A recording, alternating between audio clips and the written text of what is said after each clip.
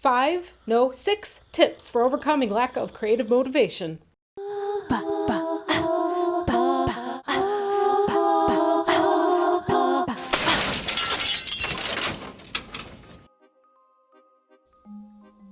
What am I doing with my life? Why am I not doing anything? This isn't how I want to spend my time. Why can't I just do what I want to do? Why can't I just get motivated? I don't know where to start. What is wrong with me? Creative roadblocks, they're the worst. We all get them. And the worst part is we kind of do it to ourselves. We don't have time, we don't have the right materials, we don't have the energy after working all day. And then there's the mental, like really mental ones, the things that come from our own little personal brands of inner demons. Things that gnaw at us and tell us that we're not good enough, tear apart our self-confidence and our self-worth, and just break us down and are completely limiting and destructive. Not what we need. When these things are holding on to us as creative people, it's really disheartening. There's a matter of how we look at ourselves as human beings, that we are meant to be doing something, that we are defined by the fact that we're doing something, whether it's being an artist, a musician, a cook, writing recipes, a writer, an architect, anything, whatever it is that your soul desires to create and that makes you who you are. When you can't do that because of things that just feel so out of control, it really just, it's disheartening. It's brutal. So if any of this is ringing familiar to you, then this episode is for you. Number 1, let go of expectations. For an example, I'm working on this little watercolor painting, as you're watching, and I don't have the greatest materials, but I'm working with what I've got. I'm not the most amazing watercolor painter. It's not something I've spent a lot of time on at any point in my life, but I do enjoy it. It's fun. So I'd like to get a little better at it. I'd like to work at it. And this paper that I have is awful. It wants to buckle so badly. And then when it buckles, you get weird pools that you don't really want to have. It'll pill if you put too much moisture on it. So it's just leading to extra challenges to get over while I'm working with it. But the idea about doing this is that it's practice and I'm mastering skills, or I'm working at mastering skills. If the painting isn't great in the end, that's fine. If it is, woohoo, that's spectacular. But if it's not, whatever. I've gained some skills by doing this process and hopefully have some fun with it and just see what happens and see what I can do with a medium while I'm working at it. So if you don't expect that this, whatever you're doing, has to be so amazing, then you can at least work at it. And whatever you come up with, however good or bad, it's just part of the process.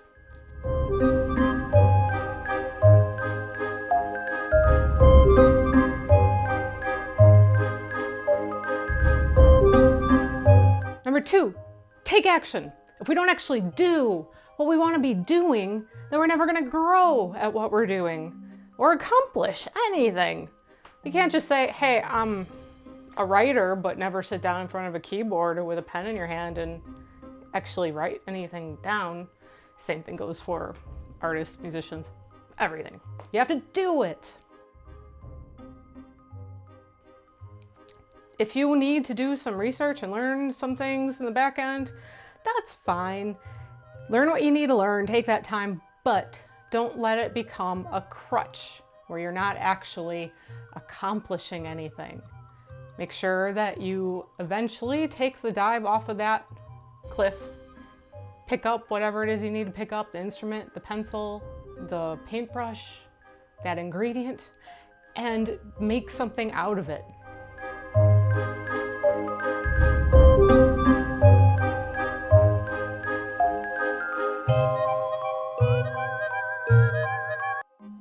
Number 3, a little bit like number 1, but more specifically, let go of perfectionism and don't just do it for the Instagram. We all know that there's that expectation these days that if you're not doing it with proof on the internet in the form of an Instagram picture or whatever, why bother? Isn't it just a waste of time at that point? And also, don't be comparing yourself to other people on these platforms. There's fantastic artists out there, but it doesn't do you any good to let that make you feel worse about yourself, because everybody starts someplace. And the more that you're just doing what you're doing without the idea that everything has to be perfect, you're at least accomplishing something so you can grow towards that level of professionalism that you want to achieve, or finishing the project you want to finish. And I want to personally recommend a little exercise in these regards.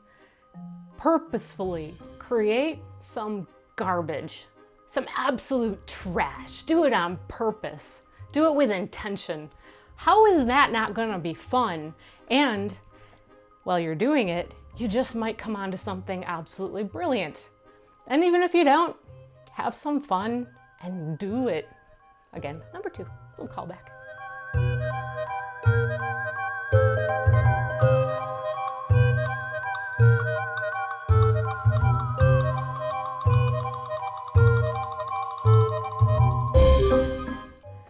And then, kind of building on everything else, number 4, improve by doing. The saying practice makes perfect didn't come from nowhere, is absolutely the truth, and you're only going to level up and accomplish anything by just continuously doing it. Practice, practice, practice, practice, practice, practice, practice. We all know it. We all know it. And not everything has to be groundbreaking all the time to spend your time on it. Again, a little harkens back to the other number 3. But the idea is, if every time you're doing something, you push yourself just a little bit more, try to make everything you do a little bit better than the last thing. And it may or may not always actually happen, but if you approach every project with that intention to kind of try to learn a little bit more, or try to do something a little bit new and see what you can get out of that and what you can master, then those little things again are going to add up and you're gonna get better. Creativity is the same way. It's a skill. It's like a muscle. It's your brain, it's kind of a mushy muscle. If you are working it all the time at being creative and trying to do that as a skill, you get better at being creative as a skill.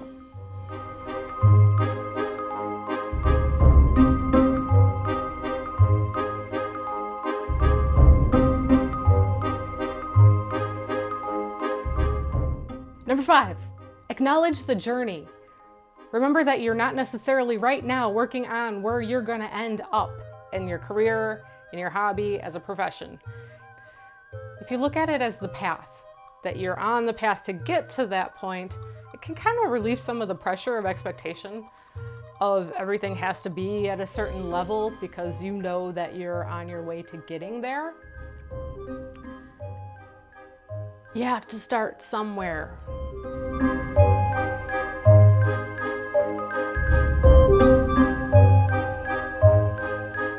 Okay, number 6, final tip.